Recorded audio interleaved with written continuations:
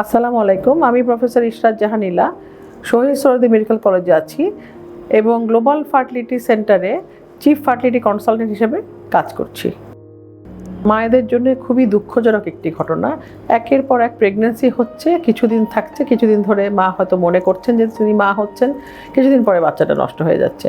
এরকম করে যখন একটি, দুটি বা তিনটি নষ্ট হয় তখন আমরা তাকে রিকারেন্ট প্রেগন্যান্সি লস বলি, অর্থাৎ 2 বা তার বেশি যদি নষ্ট হয়ে থাকে। তো এই ক্ষেত্রে খুবই দুঃখজনক, মায়ের জন্য খুবই দুঃখজনক একটি ব্যাপার, পুরো পরিবারের জন্যই খুবই দুঃখজনক একটি ব্যাপার যে কেন বারবার বাচ্চা নষ্ট হচ্ছে।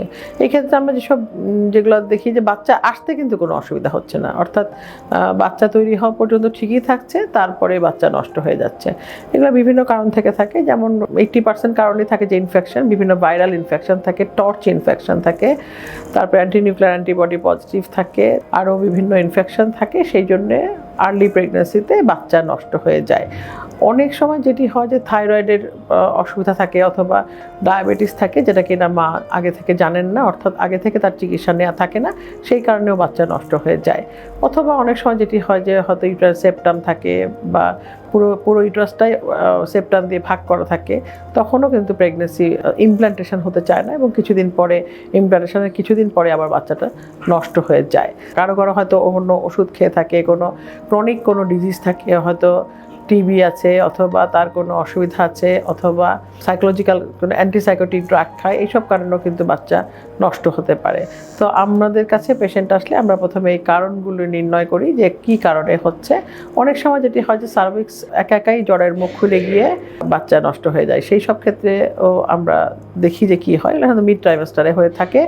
এই বারবার বাচ্চা নষ্ট হওয়াটা খুবই দুঃখজনক এবং যখন আমাদের কাছে পেশেন্ট আসেন তখন আমরা সমস্ত দিক বিচার বিবেচনা করে ওষুধ দেই এবং চেষ্টা করি বাচ্চাটি রাখার জন্য।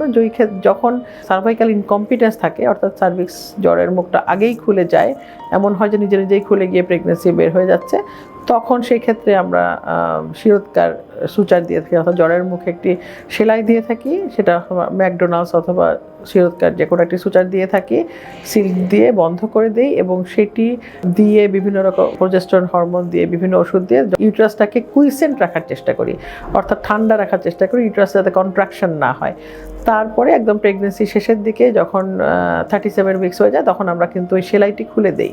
না হলে হঠাৎ করে এই সেলাই থাকা অবস্থায় যদি ওর লেবার পেইন হয় তাহলে কিন্তু জ্বরের মুখ ছিঁড়ে বেরিয়ে যাবে। তো সেই জন্য আমরা তখন লেবার পেইন ওঠার আগেই জ্বরের মুখটা খুলে দেই, অথবা এর মধ্যে পেশেন্টকে সতর্ক করে দেই যদি কোনো ব্যথা হয়, কিছু হয়, তাহলে যেন হাসপাতালে এসে জ্বরের মুখের সেলাইটা খুলে নেন।